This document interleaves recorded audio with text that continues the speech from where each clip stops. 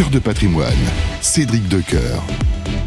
Et comme chaque semaine, on se retrouve pour parler patrimoine chaque mercredi. Vous en avez désormais l'habitude. C'est un panel des meilleurs experts qui se retrouvent sur le plateau de Radio Patrimoine pour vous donner les clés afin que vous puissiez gérer au mieux votre patrimoine. Alors au sommaire de ce 27e numéro, un éclairage, non que dis-je, un guide très complet sur toutes les bonnes raisons de ne pas négliger la préparation de sa succession. Et puis une semaine après l'élection ou la réélection, comme on veut, de Donald Trump, on va scruter les conséquences pour les marchés et voir quels sont les autres éléments à prendre en compte pour cette classe d'actifs. C'est donc parti pour Cœur de patrimoine. Cœur de patrimoine, Cédric Decoeur. Et je vous le disais, anticiper sa succession aujourd'hui, c'est un enjeu crucial pour préserver son patrimoine, immobilier notamment, mais peut-être pas que, et éviter des décisions lourdes telles que la vente forcée de biens pour régler finalement l'addition, les droits de succession. Et on va donc explorer pourquoi la planification en amont est essentielle. Tout cela avec Yann de Florenne. Bonjour Yann. Bonjour Cédric. Merci d'être au rendez-vous, directeur associé de Modo Patrimoine. On va voir un petit peu comment on peut sécuriser finalement son héritage, son patrimoine familial et quelles sont les stratégies qui permettent de protéger au mieux ses actifs. D'abord, pourquoi est-ce que, je le disais, c'est crucial de préparer, d'anticiper sa succession et de ne pas attendre, hélas, le dernier moment? Alors, selon moi, j'y vois deux points principaux pour lesquels il est vraiment crucial d'anticiper sa transmission. Un premier point plutôt d'ordre moral. Si on anticipe de son vivant sa transmission, ça permet déjà de conserver une sorte de contrôle et de décider qui va recevoir quoi, et donc tenter de préserver un maximum une certaine paix, tranquillité familiale. Et un deuxième point, plutôt d'ordre financier. Je vous apprends rien en vous disant que l'impôt en France est presque une passion. C'est un des pays où il y a le plus d'impôts, et notamment en termes de droits de succession. C'est des droits de succession qui sont relativement importants par rapport à la moyenne des autres pays.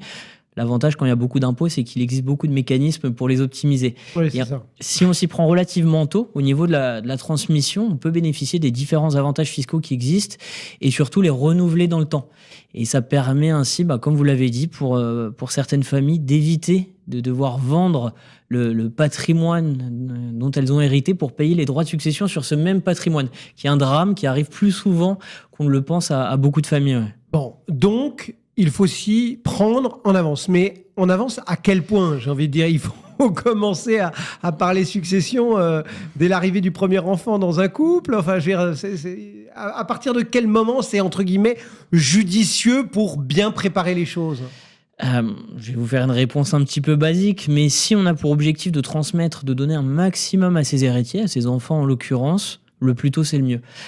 En France, il existe des avantages, des mécanismes et des abattements fiscaux qui sont renouvelables dans le temps.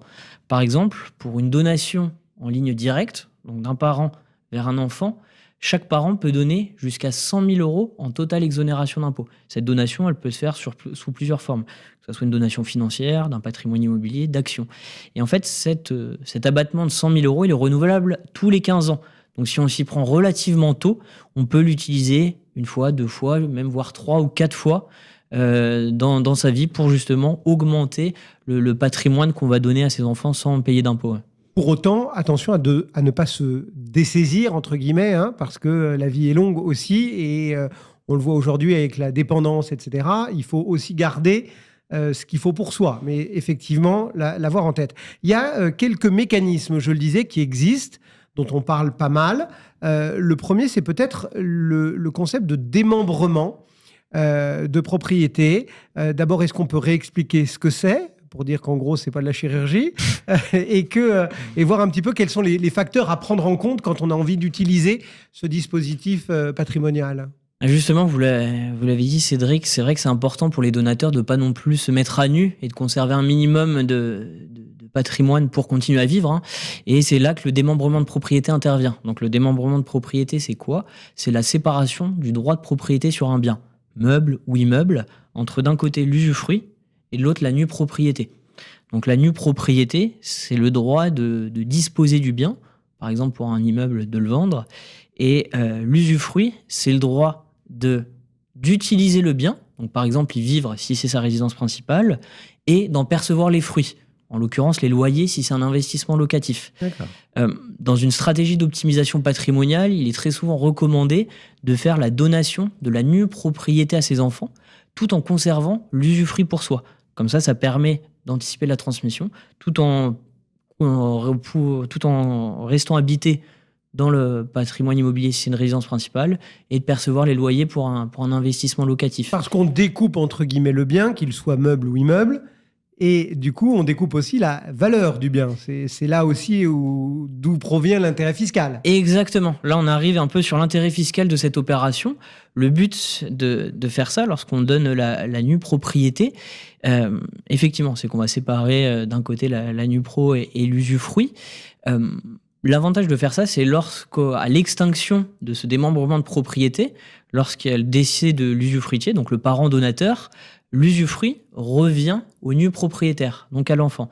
Et en fait, cette opération de rassemblement de pleine propriété, c'est une opération neutre d'un point de vue fiscal.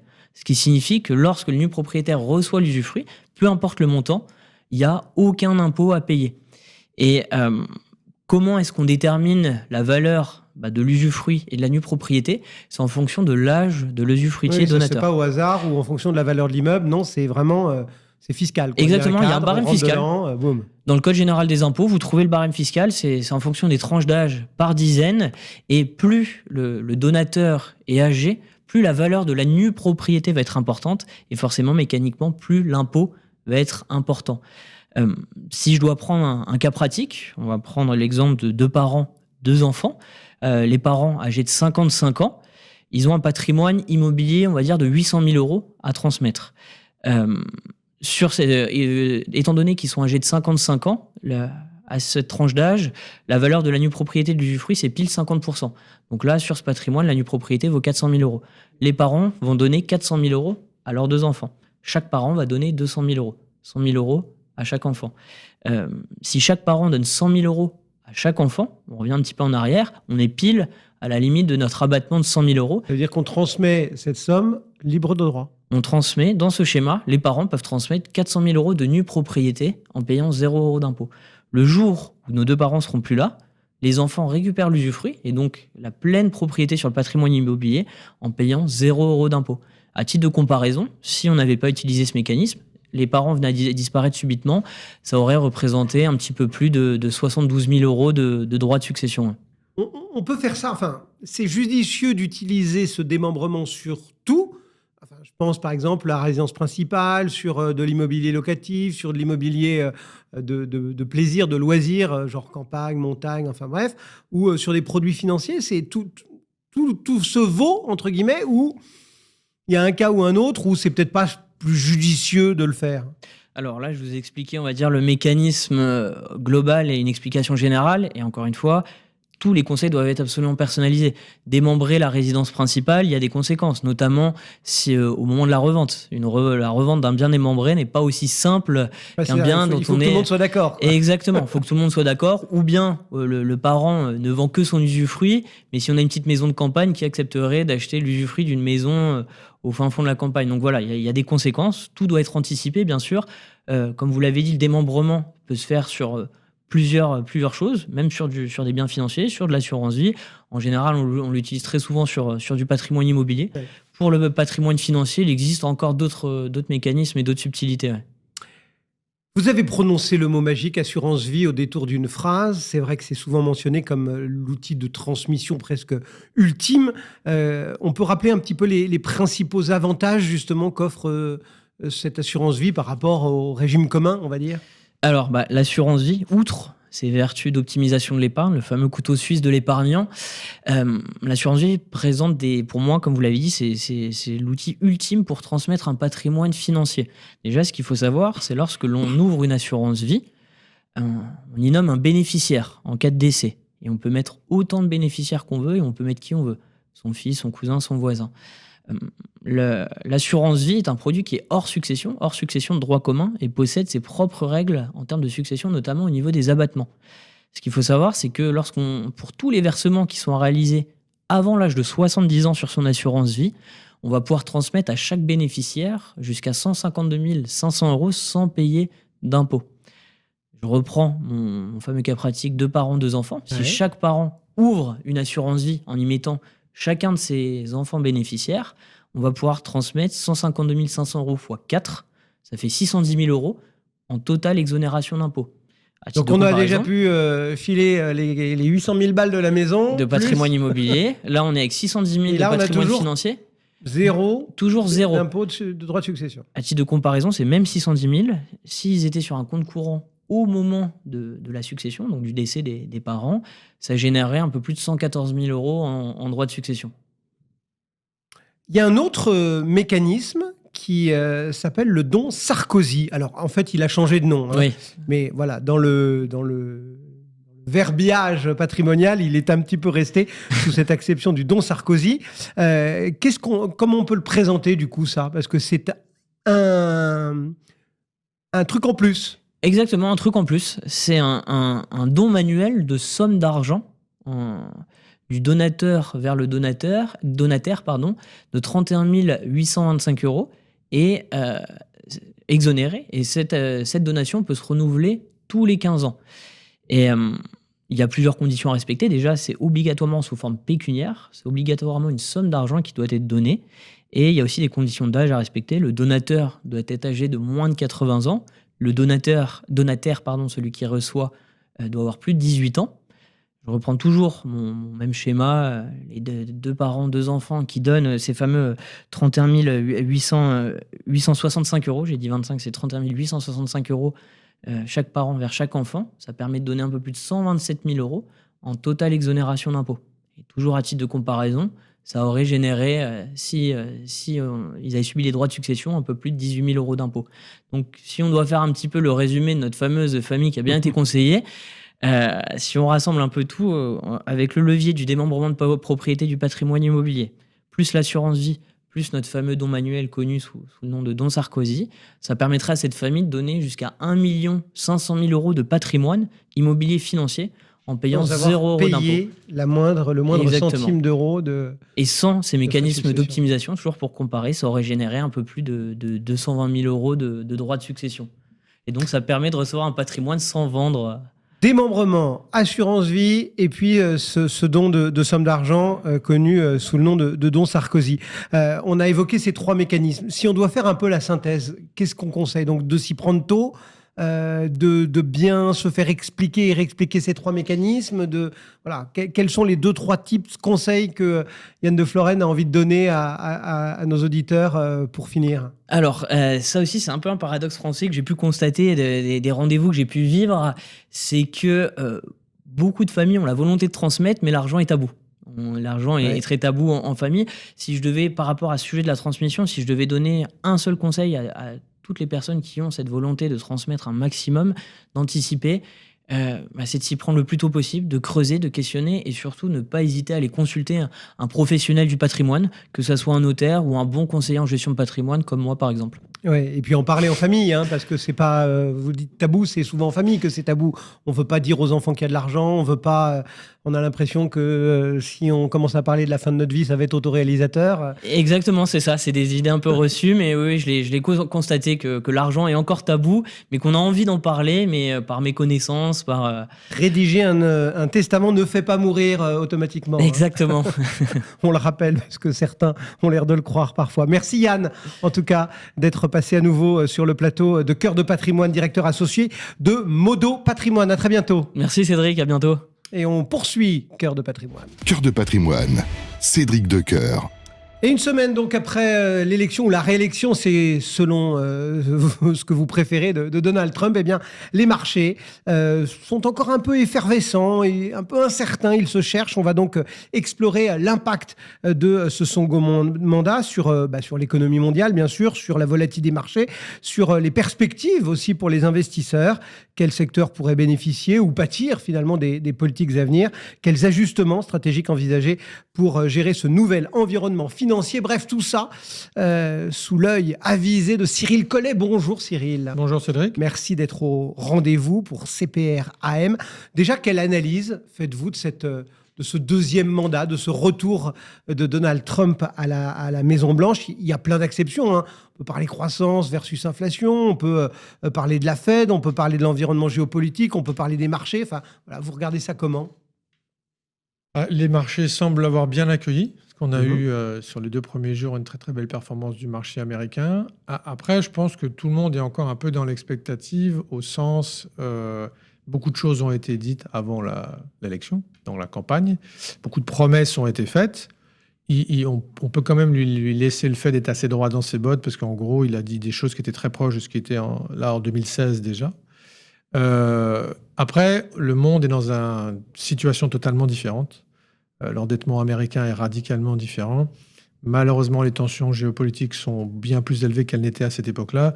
Lui, il avait un petit peu, entre guillemets, créé une guerre commerciale, on va dire ça comme ça, dans un monde qui n'était pas du tout en guerre. Aujourd'hui, ce n'est pas le cas. Et donc, je pense qu'il y a une perception qui amène des idées qui sont à peu près équivalentes dans un monde qui est radicalement différent. Et du coup, je pense que les impacts seront vraiment très différents. Il y a quand même une question, enfin, ou un paquet d'antinomisme quelque part, parce que il a fait toute sa campagne, vous l'avez rappelé, oui, avec des thèmes qui sont bien identifiés, en critiquant l'inflation, etc., en essayant de mettre ça sur le dos, effectivement, de l'équipe Biden. Mais aujourd'hui, quand on sait qu'il veut renforcer les plans, donc pour stimuler la croissance américaine, c'est générateur d'inflation. Quand on sait qu'il va vouloir remonter les taxes sur les droits de douane des produits importés, ça va générer de l'inflation. Enfin, comment est-ce qu'on voit un peu ce match croissance versus inflation à la lumière, entre guillemets, de Trump 2 ? Alors, ce qui est sûr, c'est qu'effectivement, il y avait un petit jeu pendant la campagne, c'était de déterminer quel était le programme entre Kamala Harris et Donald Trump qui était le plus inflationniste à terme. Pas facile à... Mais en tout cas, tout le monde s'accordait sur un point, c'est que les deux allaient créer de l'inflation. Effectivement, les États-Unis critiquent beaucoup l'Europe depuis 50 ans sur l'imbrication entre les États et les entreprises. Or, le Inflation Reduction Act n'arrête pas d'investir dans les entreprises américaines en centaines de millions de dollars. Donc, c'est quand même des aides qui ne sont pas déguisées. On ne peut pas dire que ce soit déguisé, mais c'est des aides massives. Et en plus, oui, si on réduit la croissance, quelque part, ce n'est pas les impôts qui vont combler cet endettement supplémentaire. Je pense qu'au niveau de la croissance, là où il joue un petit peu sur du velours, c'est qu'on a quand même l'impression qu'à la fin du fin, c'est les entreprises américaines qui vont gagner. C'est-à-dire qu'il y ait plus d'inflation dans les deux cas, c'est une évidence. Qu'on aille vers un monde où il y aura plus d'inflation, ça reste vrai, bien sûr. Mais l'enjeu, c'est quid de la dépendance au reste du monde des entreprises du marché. Si vous êtes sur le marché américain, contrairement à ce que beaucoup de gens croient, les entreprises sont beaucoup plus liées à leur propre marché. Sur le S&P 500, pardon, les chiffres ont peut-être un peu évolué, mais en gros, il y a 100 entreprises qui font 100% de leur chiffre d'affaires aux États-Unis et 300 qui font plus de 60% de chiffre d'affaires aux États-Unis. Ça veut dire quoi ? Ça veut dire que si on avance vers des mesures de plus en plus protectionnistes... Ça ne va pas changer la phase du SPI, quoi. Les entreprises américaines vont au contraire en bénéficier fortement. Et par contre, les entreprises européennes, voire évidemment émergentes asiatiques ou asiatiques au sens large, qui, elles, payent un lourd tribut à la croissance mondiale et les échanges commerciaux mondiaux, elles vont en pâtir fortement.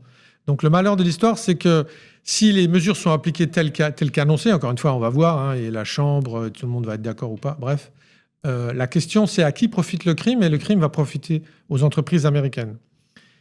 Le deuxième bémol, on peut dire, au-delà de cette baisse de croissance attendue, c'est les taux longs. C'est-à-dire qu'il ne vous a pas échappé que les taux longs baissaient, puisque la Fed baissait ses taux, et tout le monde trouvait ça tout à fait normal. Sauf que depuis que la candidature de Trump commence à être prise au sérieux dans les estimations, probabilités, et ainsi de suite, le taux 10 ans a suivi, pendant le dernier mois de la campagne, exactement les attentes de vote pour Trump. Il les a radicalement suivis. Et on est passé d'un 3,60 à un 4,20. On a même touché 4,57 la semaine dernière. On est revenu à 4,50. Quand la Fed baisse ses taux, que le taux 10 ans prenne 100 BP ou autour d'eux, c'est quand même pas normal. Oui. Et ça, c'est la limite, la deuxième limite. C'est-à-dire que la première limite, ça va être de la baisse de croissance mondiale.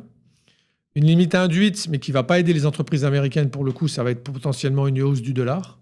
Mais comme je l'ai dit, beaucoup d'entreprises, et beaucoup plus qu'on ne croit, sont très indépendante du reste du monde. Je produis sur place, je vends sur place. Bon, le reste du monde, c'est pas très grave. Mais l'effet induit qui peut, à mon avis, à un moment donné, jouer un tour à ce qu'il a envie de faire, si l'on peut dire, c'est, alors bien entendu, la confiance au niveau de l'endettement. On l'a dit, beaucoup plus d'endettement.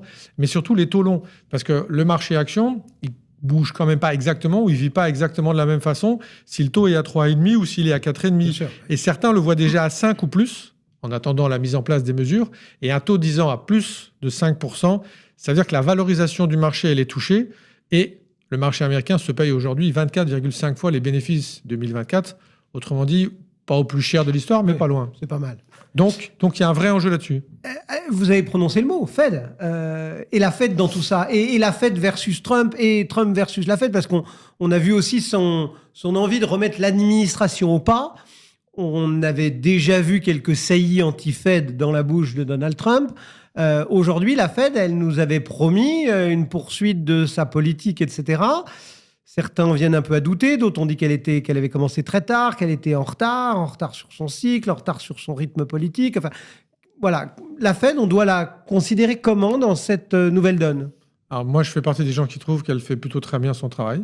Monsieur Jérôme Powell fait un travail extraordinaire. La question, c'est est-ce que la Fed peut passer sous la coupe du président américain ? Objectivement, j'en doute, mais je ne suis pas un expert sur le sujet. Ce qui est sûr, c'est que la Fed est, et pour le coup, elle le dit depuis 3 ans, complètement data-dépendante. C'est-à-dire qu'elle a regardé 2 choses pendant longtemps, le marché du travail et l'inflation. Le marché du travail a l'air de se normaliser, américain. Si l'inflation repart à la hausse, significativement et de manière pas discutable, la Fed aura tous les arguments du monde pour arrêter ses baisses de taux, voire, certains anticipent déjà qu'elle pourrait remonter ses taux en 2025. Lors du dernier FOMC, donc réunion officielle de la Fed, ils ont dit encore une baisse en 2024 et potentiellement, je crois, 4 ou 5 baisses en 2025. Mais ça continue de baisser en 2025.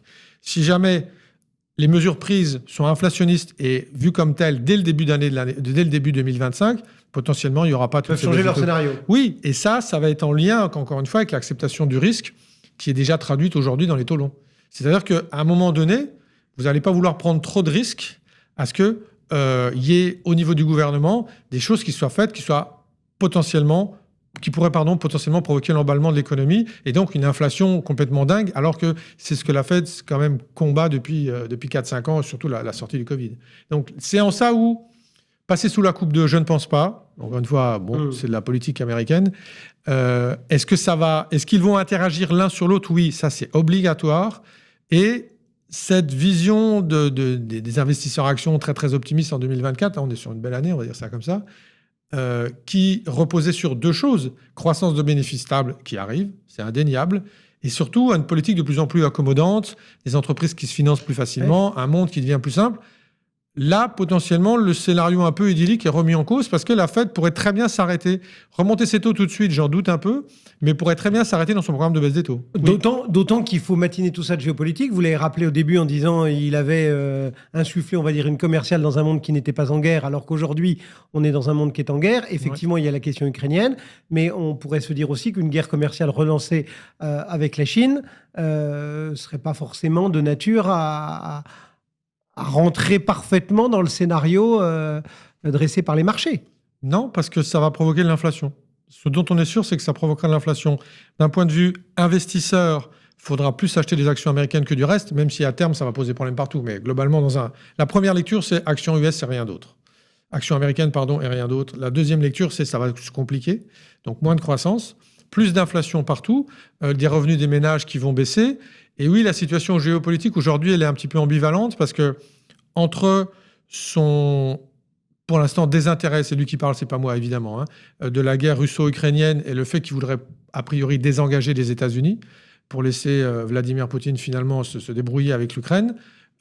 Et de l'autre côté, les commandes d'armes qui viennent d'être passées par Taïwan auprès du gouvernement américain pour les 3 prochaines années, une forme d'allégeance, on peut dire ça comme ça. Donc, il y a une situation géopolitique qui est quand même très, très, très compliquée. Et bien sûr, il se bat contre un déficit commercial américain qui n'arrête pas d'être négatif. Une balance commerciale, un déficit positif et une balance commerciale négative. Ils importent plus qu'ils n'exportent et ça va être son grand cheval de bataille. Il a parlé beaucoup de réindustrialisation entre 2016 et 2020. Aujourd'hui, il est très, très tourné nouvelles technologies. Il a poussé Taiwan Semiconductor à ouvrir des usines sur le sol américain. Il va pousser Samsung à faire la même chose. Enfin, en gros, ce qu'il va vouloir faire, c'est produire local et vendre local. Sous-entendu, pas de risque de contagion ou d'espionnage électronique par la Chine. Mais c'est quand même de la relocalisation bien claire.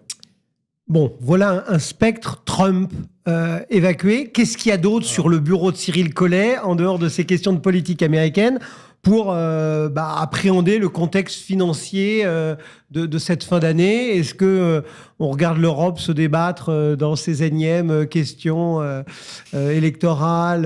Enfin voilà, on voit la coalition allemande qui bat de l'aile, on voit ce qui se passe chez nous. Est-ce que on regarde voilà, qu'est-ce que vous avez le matin sur votre bureau, Cyril? Alors, Trump, c'est quand même un tout petit peu l'éléphant au milieu, parce que quand il bouge, ça fait bouger tout le monde. Sur l'Europe, le problème de l'Europe, c'est des flux qui sortent. Sur les marchés actions européens, les flux sont sortants depuis 5 ans, c'est catastrophique. Réallocation énormément sur les actions internationales. Un petit peu sur les 9 derniers mois, c'était sur les émergents. Là, c'était ressorti, ça revient. Mais on voit bien que l'Europe, d'un point de vue investisseur financier, n'est plus du tout au centre de la carte.